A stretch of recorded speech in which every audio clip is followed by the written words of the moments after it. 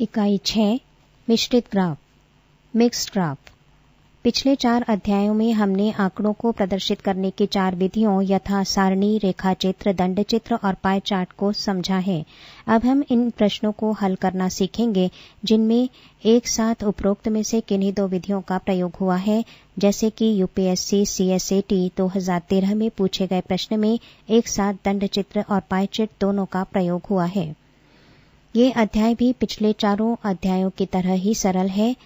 हमें दिए गए आंकड़ों को समझकर प्रश्नों का उत्तर देना है। उदाहरण के लिए, एक संस्थान में पढ़ने वाले विभिन्न राज्यों के विद्यार्थियों की संख्या यहां दर्शाई गई है।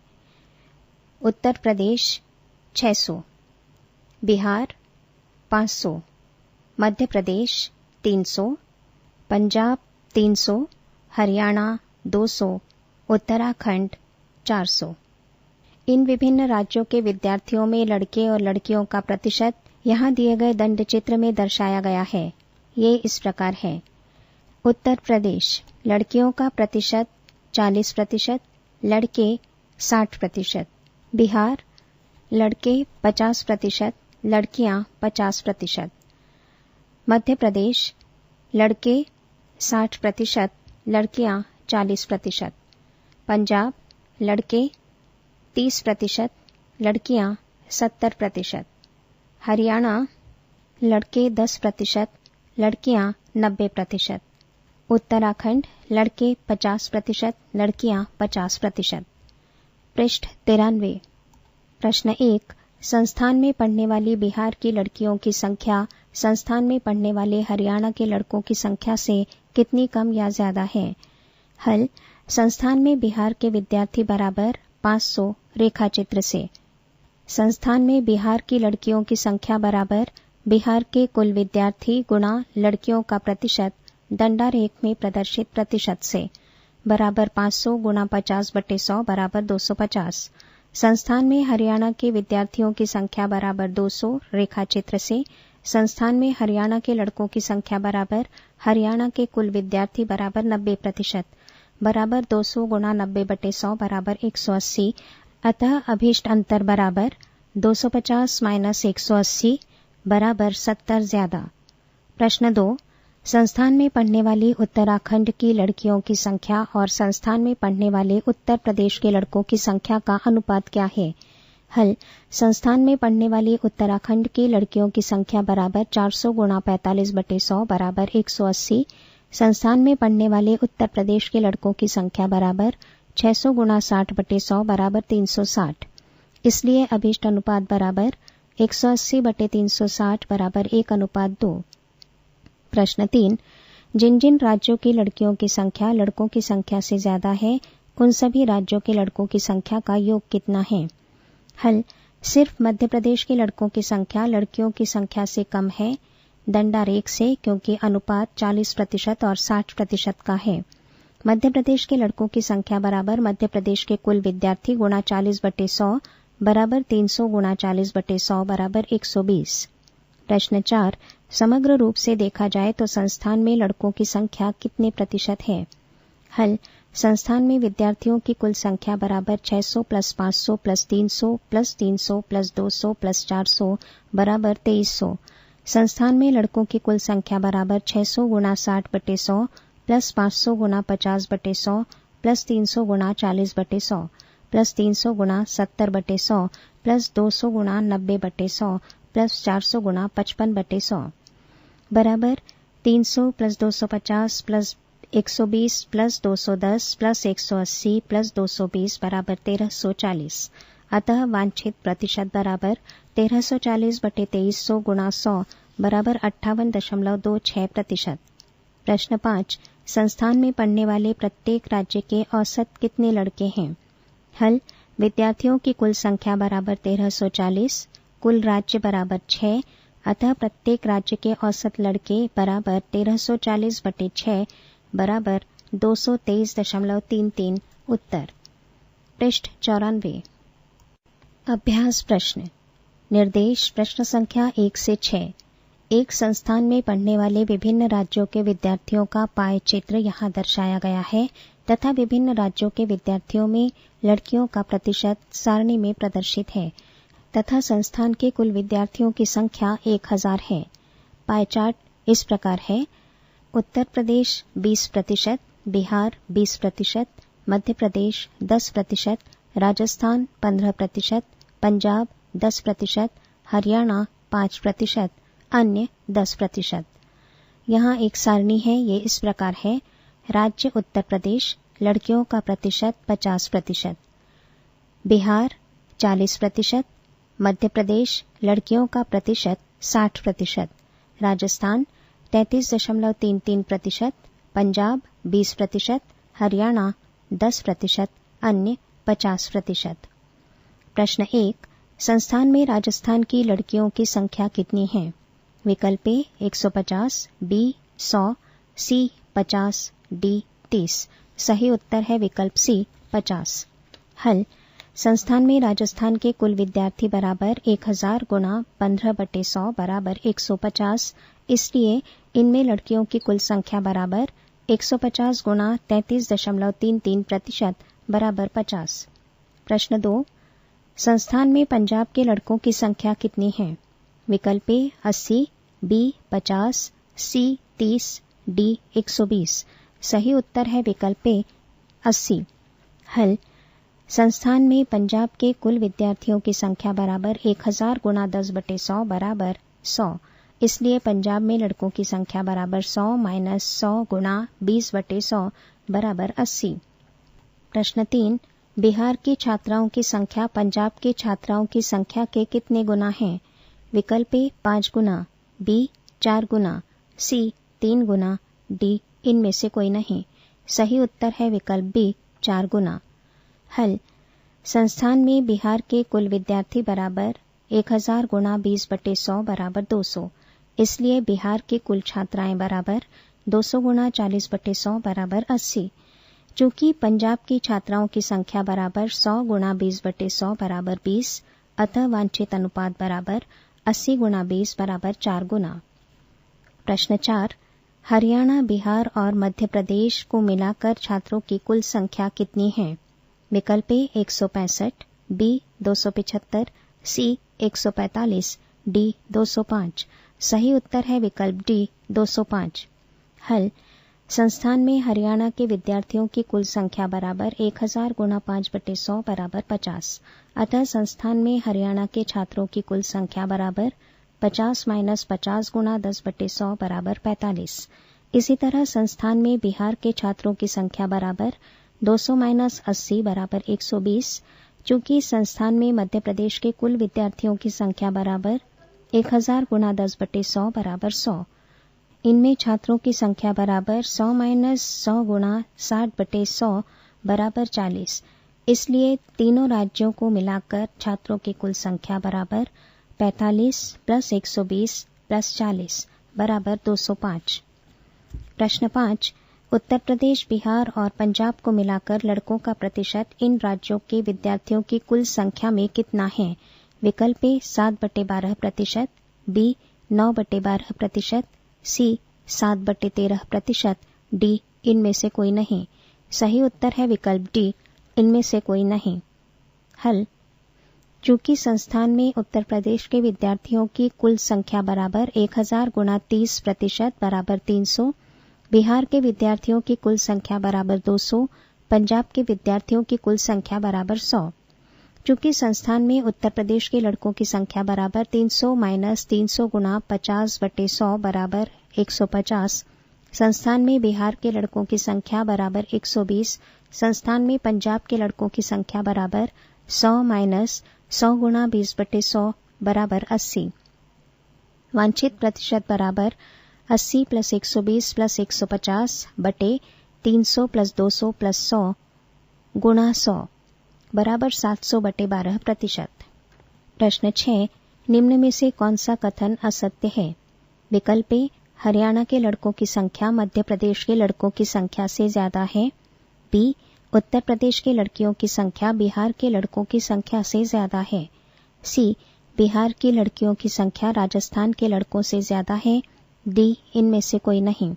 सही उत्तर है विकल्प सी बिहार की लड़कियों की संख्या राजस्थान के लड़कों से ज्यादा है। व्याख्या: चूंकि हरियाणा के लड़कों की संख्या बराबर 45, मध्य प्रदेश के लड़कों की संख्या बराबर 40, इसलिए विकल्प ए सत्य है। चूंकि उत्तर प्रदेश की लड़कियों की संख्या बराबर 150, बिहार के लड़कों की संख्या बराबर 120, विकल्प बी सत्य है। चूंकि बिहार की लड़कियों की संख्या बराबर 80, राजस्थान के लड़कों की संख्या बराबर 150 - 50 बराबर 100, अतः विकल्प सी असत्य है। निर्देश प्रश्न संख्या 7 से 11। एक संस्थान में पढ़ने वाले 1000 विद्यार्थियों में विभिन्न विषयों को पढ़ने वाले विद्यार्थियों का विवरण निम्न पाए चार्ट से प्रदर्शित है तथा छात्र एवं छात्राओं का अनुपात सारणी में दिया गया है। चार्ट इस प्रकार है: दर्शन शास्त्र 10%, गणित 10%, अर्थशास्त्र 15%, भूगोल 15%, इतिहास 20%, हिंदी 30%। छात्र व छात्राओं का अनुपात सारणी में प्रदर्शित है। सारणी इस प्रकार है: हिंदी 2:1, इतिहास 1:1, भूगोल 2:1, अर्थशास्त्र 1:2, गणित 1:0, दर्शन शास्त्र 3:2। प्रश्न 7। संस्थान में कितनी छात्राएं हैं? विकल्प ए 500, बी 450, सी 390, डी 340। सही उत्तर है विकल्प सी 390। हल: संस्थान में कुल छात्राएं बराबर प्रत्येक विषय पढ़ने वाली छात्राओं की संख्या का योग बराबर हिंदी के कुल विद्यार्थी गुणा 1/3 प्लस इतिहास के कुल विद्यार्थी गुणा 1/2 प्लस भूगोल के कुल विद्यार्थी गुणा 1/3 प्लस अर्थशास्त्र के कुल विद्यार्थी गुणा 2/3 प्लस 0 प्लस दर्शन शास्त्र के कुल विद्यार्थी गुणा 2/5 बराबर 300 गुणा 1/3 प्लस 200 गुणा 1/2 प्लस 150 गुणा 1/3 प्लस 150 गुणा 2/3 प्लस 100 गुणा 2/5 बराबर 100 प्लस 100 प्लस 50 प्लस 100 प्लस 40 बराबर 390। प्रश्न 8। हिंदी और इतिहास के छात्रों की संख्या का योग कितना होगा? विकल्प ए 500, बी 400, सी 450, डी 300। सही उत्तर है विकल्प डी 300। हल: हिंदी और इतिहास के छात्रों की संख्या का योग बराबर हिंदी के कुल विद्यार्थी गुणा 2/3 प्लस इतिहास के कुल विद्यार्थी गुणा 1/2 बराबर 300 गुणा 2/3 प्लस 200 गुणा 1/2 बराबर 200 प्लस 100 बराबर 300। पृष्ठ 95। प्रश्न 9। किस विषय में छात्राओं की संख्या न्यूनतम है? विकल्प ए दर्शन शास्त्र, बी गणित, सी अर्थशास्त्र, डी भूगोल। सही उत्तर है विकल्प बी गणित। हल: चूंकि सभी विषयों में छात्राओं की संख्या हिंदी में 100, इतिहास में 100, भूगोल में 50, अर्थशास्त्र में 100, गणित में 0, दर्शन शास्त्र में 40, अतः छात्राओं की न्यूनतम संख्या गणित विषय में है। प्रश्न 10। किस विषय में छात्रों की संख्या न्यूनतम है? विकल्प ए दर्शन शास्त्र, बी गणित, सी अर्थशास्त्र, डी भूगोल। सही उत्तर है विकल्प सी अर्थशास्त्र। हल: विभिन्न विषयों में छात्रों की संख्या हिंदी बराबर 200, इतिहास 100, भूगोल 100, अर्थशास्त्र 50, गणित 100, दर्शन शास्त्र 60। स्पष्ट है छात्रों की न्यूनतम संख्या अर्थशास्त्र विषय में है। प्रश्न 11। इतिहास, भूगोल और अर्थशास्त्र तीनों विषयों को सम्मिलित रूप से देखने पर छात्र और छात्राओं का अनुपात क्या होगा? विकल्प ए 1:1, बी 3:2, सी 2:1, डी 1:2। सही उत्तर है विकल्प ए 1:1। हल: इतिहास, भूगोल और अर्थशास्त्र तीनों विषयों को मिलाकर छात्रों की संख्या बराबर 100 + 100 + 50 बराबर 250। इन तीनों विषयों को मिलाकर छात्राओं की संख्या बराबर 100 + 50 + 100 बराबर 250। इन तीनों विषयों में छात्र और छात्राओं का अनुपात बराबर 250:250 बराबर 1:1। निर्देश प्रश्न संख्या 12 से 16। यहाँ आरेख में एक व्यापारी की विभिन्न महीनों में आय का विवरण दर्शाया गया है। आरेख इस प्रकार है। जनवरी 10,000, फरवरी 14,000, मार्च 12,000, अप्रैल 18,000, मई 20,000, जून 16,000। उस व्यापारी का अपनी प्रत्येक महीने की आय को विभिन्न मदों में खर्च करने का विवरण यहाँ पाई चार्ट में दर्शाया गया है। चार्ट इस प्रकार है। बचत 10%, भोजन 25%, मकान का किराया 20%, कार का पेट्रोल 10%, मनोरंजन 15%, किताबें 5%, अन्य खर्च 15%। प्रश्न 12। उस व्यापारी का निम्न में से कौन सा खर्च सबसे ज्यादा है? विकल्प ए मार्च महीने का पेट्रोल का खर्च, बी मार्च में भोजन पर खर्च, सी अप्रैल में अन्य खर्च, डी जून में मकान का किराया। सही उत्तर है विकल्प डी, जून में मकान का किराया। हल। मार्च महीने का पेट्रोल का खर्च बराबर 12,000 गुणा 10/100 बराबर 1200 रुपये। मार्च में भोजन पर खर्च बराबर 12,000 गुणा 25/100 बराबर 3,000 रुपये। अप्रैल में अन्य खर्च बराबर 18,000 गुणा 15/100 बराबर 2700 रुपये।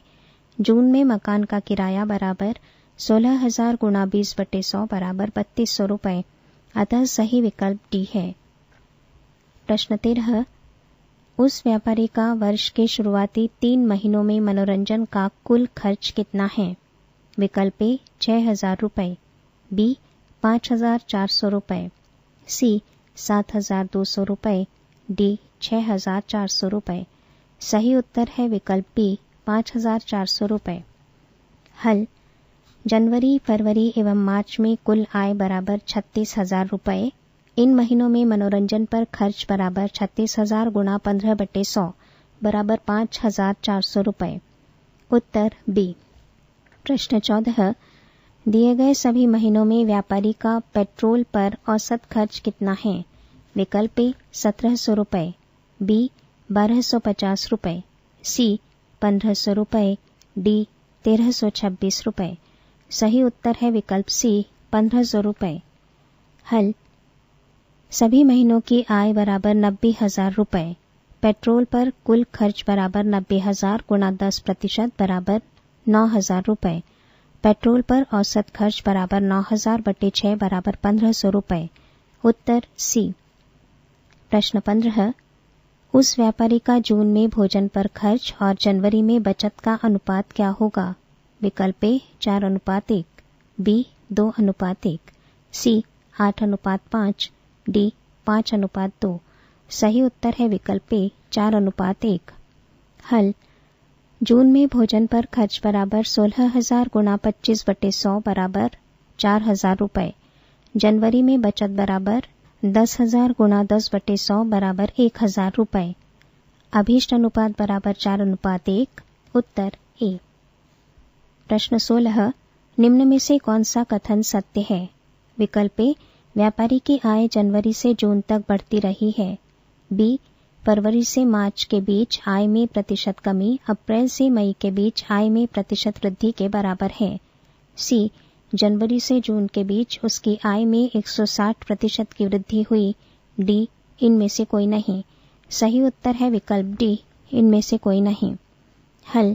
व्यापारी की आय लगातार बढ़ नहीं रही बल्कि घट बढ़ रही है, अतः विकल्प ए गलत है।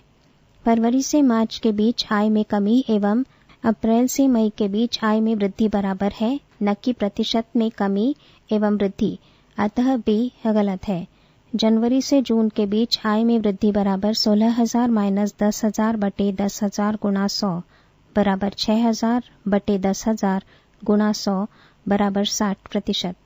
अतः सी भी गलत है, अतः उत्तर है डी। निर्देश प्रश्न संख्या 17 से 21। निम्न आरेखों का ध्यानपूर्वक अध्ययन कीजिए और प्रश्नों के उत्तर दीजिए। यहाँ आरेख में एक कक्षा के विद्यार्थियों का जांच परीक्षा में प्रदर्शन दर्शाया गया है। दंड आरेख के एक्स अक्ष पर अंक और वाई अक्ष पर विद्यार्थियों की संख्या है। आरेख इस प्रकार है। अंक 0 से 30, विद्यार्थी 12 अंक 30 से 45 विद्यार्थी 18 अंक 45 से 60 विद्यार्थी 20 अंक 60 से 75 विद्यार्थी 25 अंक 75 से 90 विद्यार्थी 20 अंक 90 से 100 विद्यार्थी 5। ग्राफ में एक कक्षा के विद्यार्थियों का जांच परीक्षा में प्रदर्शन दर्शाया गया है। निम्न सीमा समावेशी, उच्च सीमा गैर समावेशी। पृष्ठ 96। यहाँ एक रेखा चित्र है। इसमें प्रथम श्रेणी से उत्तीर्ण विद्यार्थियों का जांच परीक्षा में प्रदर्शन दर्शाया गया है। निम्न सीमा समावेशी, उच्च सीमा गैर समावेशी। रेखा चित्र इस प्रकार है। इसके एक्स अक्ष पर अंक और वाई अक्ष पर विद्यार्थियों की संख्या है। अंक 60 से 65 विद्यार्थी 10 अंक 65 से 70 विद्यार्थियों की संख्या 8 अंक 70 से 75 विद्यार्थियों की संख्या 7 अंक 75 से 80 विद्यार्थियों की संख्या 10 अंक 80 से 85 विद्यार्थियों की संख्या 8 अंक 85 से 90 विद्यार्थियों की संख्या 2 अंक 90 से 95 विद्यार्थियों की संख्या 4 अंक 95 से 100 विद्यार्थियों की संख्या 1। प्रश्न 17। यदि परीक्षा में उत्तीर्णांक 30 हों तथा प्रथम श्रेणी से उत्तीर्ण होने की अंक सीमा 60 हो तो अनुत्तीर्ण विद्यार्थियों की संख्या प्रथम श्रेणी से उत्तीर्ण विद्यार्थियों की संख्या का कितने प्रतिशत है? विकल्प ए 12%, बी 24%, सी इनमें से कोई नहीं, डी पता नहीं कर सकते क्योंकि आंकड़े अपर्याप्त हैं। सही उत्तर है विकल्प बी 24%। हल। अनुत्तीर्ण विद्यार्थियों की संख्या बराबर 12, प्रथम श्रेणी से उत्तीर्ण विद्यार्थियों की संख्या बराबर 25 + 20 + 5 बराबर 50। अभीष्ट प्रतिशत बराबर 12/50 × 100 बराबर 24%। उत्तर बी। प्रश्न 18। 90 से 95 के बीच अंक पाने वाले विद्यार्थियों की संख्या और 45 से 60 के बीच अंक पाने वाले विद्यार्थियों की संख्या का अनुपात क्या होगा? विकल्प ए 1:4, बी 1:5, सी 4:1, डी 5:1। सही उत्तर है विकल्प बी 1:5। हल। 90 से 95 के बीच अंक पाने वाले विद्यार्थियों की संख्या बराबर 4, 45 से 60 के बीच अंक पाने वाले विद्यार्थियों की संख्या बराबर 20। अभीष्ट अनुपात बराबर 4:20 बराबर 1:5। उत्तर बी। प्रश्न 19। 75 से कम अंक पाने वाले विद्यार्थियों की संख्या 75 या 75 से ज्यादा अंक पाने वाले विद्यार्थियों की संख्या का कितने प्रतिशत है? विकल्प ए 75, बी 33.33, सी 300%, डी 150%। सही उत्तर है विकल्प सी 300%। हल। 75 से कम अंक पाने वाले विद्यार्थियों की संख्या बराबर 12 + 18 + 20 + 25 बराबर 75। 75 या 75 से ज्यादा अंक पाने वाले विद्यार्थियों की संख्या बराबर 20 + 5 बराबर 25।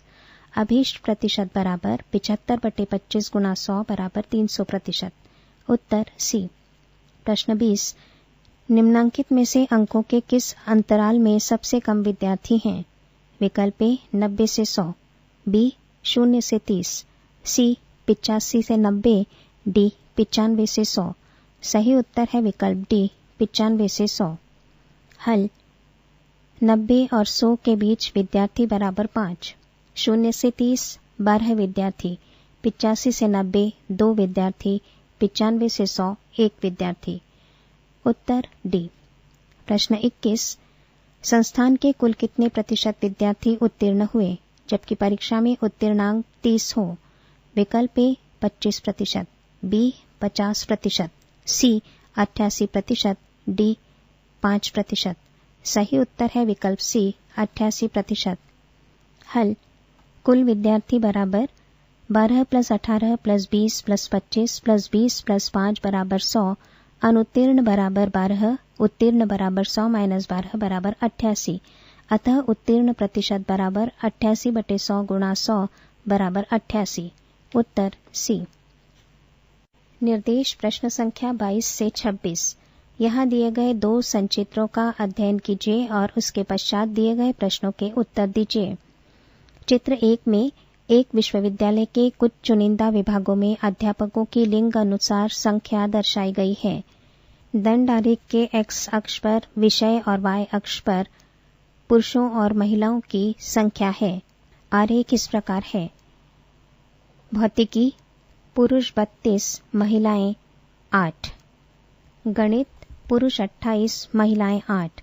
रसायन विज्ञान पुरुष 16, महिलाएं 20। वनस्पति विज्ञान पुरुष 10, महिलाएं 15। मनोविज्ञान पुरुष 4, महिलाएं 5। अर्थशास्त्र पुरुष 20, महिलाएं 8। चित्र 2 में भौतिकी प्राध्यापकों की आयु दर्शाई गई है। चित्र इस प्रकार है। आयु 35 से 40, 40%। 25 से 34, 50%। 60 से 65, 10%। 45 से 59, 20%। प्रश्न 22। भौतिकी के कितने प्राध्यापक 35 से 44 के आयु समूह में हैं? विकल्प ए 18, बी 16, सी 14, डी 12। सही उत्तर है विकल्प बी 16। हल भौतिकी के कुल प्राध्यापक बराबर 32 + 8 = 40। अतः 35 से 44 आयु समूह के भौतिकी के प्राध्यापक बराबर 40 × 40/100 = 16। उत्तर बी। प्रश्न 23। निम्न में से किस एक विभाग में पुरुष स्त्री अनुपात सबसे अधिक है? विकल्प ए भौतिकी, बी गणित, सी रसायन विज्ञान, डी अर्थशास्त्र। सही उत्तर है विकल्प ए भौतिकी। हल भौतिकी 32:8 = 4:1। गणित 28:8 = 7:2। रसायन 16:22 = 8:11। अर्थशास्त्र 20:8 = 5:2। उत्तर ए। प्रश्न 24। मनोविज्ञान के सभी प्राध्यापकों में स्त्रियों का प्रतिशत क्या है? विकल्प ए 40%, बी 50%, सी 60%, डी 70%। सही उत्तर है विकल्प सी 60%।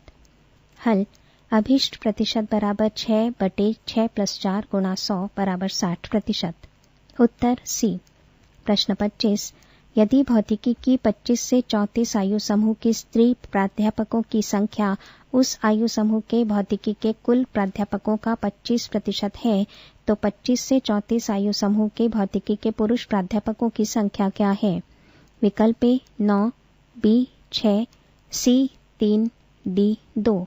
सही उत्तर है विकल्प ए 9। हल 25 से 34 आयु समूह के भौतिकी प्राध्यापकों की संख्या बराबर 40 × 30/100 = 12। स्त्री प्राध्यापकों की संख्या बराबर 12 × 25/100 = 3। पुरुष प्राध्यापकों की संख्या बराबर 12 - 3 = 9। उत्तर ए।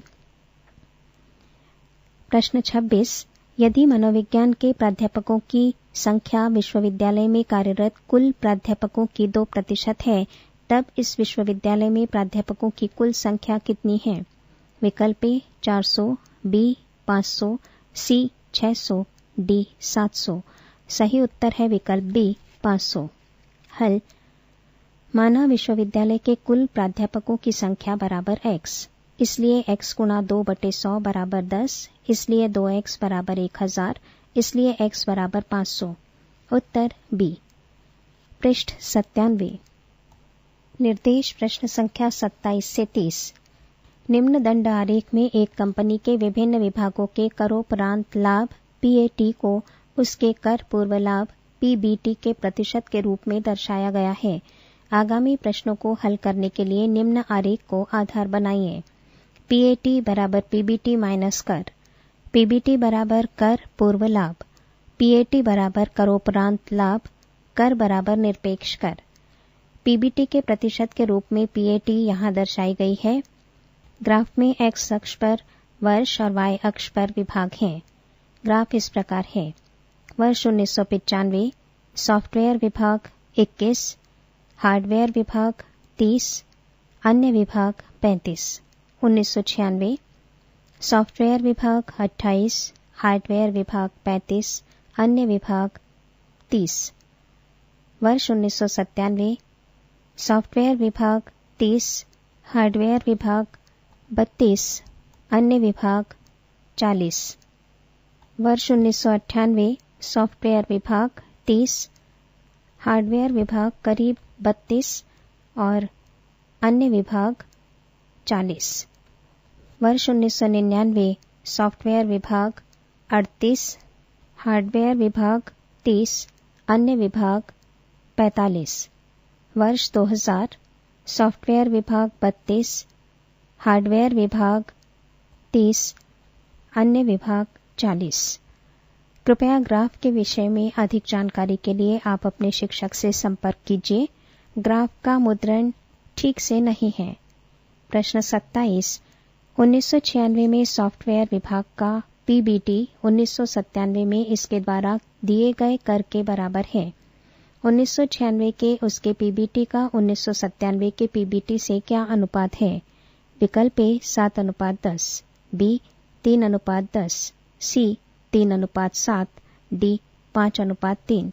सही उत्तर है विकल्प ए 7:10। हल। प्रश्नों को हल करने के लिए यहाँ संकेत इस प्रकार हैं। पीएटी 1996 0.28 पीबीटी, 1997 0.30 पीबीटी, कर 1996 0.72 PBT, 1997 0.70 PBT, PBT 1996 PBT, 1997 PBT. लेकिन पीबीटी 1 बराबर 0.70 पीबीटी 2 दी गई शर्त के अनुसार। पीबीटी 1 बटे पीबीटी 2 बराबर 0.70 बटे 1 बराबर 7/10, इसलिए उत्तर ए। प्रश्न 28। निम्न में से किस वर्ष सॉफ्टवेयर विभाग के करोपरांत लाभ पीएटी के प्रतिशतांश में अधिकतम वृद्धि अथवा गिरावट हुई? विकल्प ए 1996, बी 1997, सी 1998, डी 1999। सही उत्तर है विकल्प ए 1996। हल। सॉफ्टवेयर विभाग के लिए 1996 में पीएटी में 28 - 22 बटे 22 गुणा 100 बराबर 27.27% की वृद्धि हुई। 1997 में पीएटी में 30 - 28 बटे 28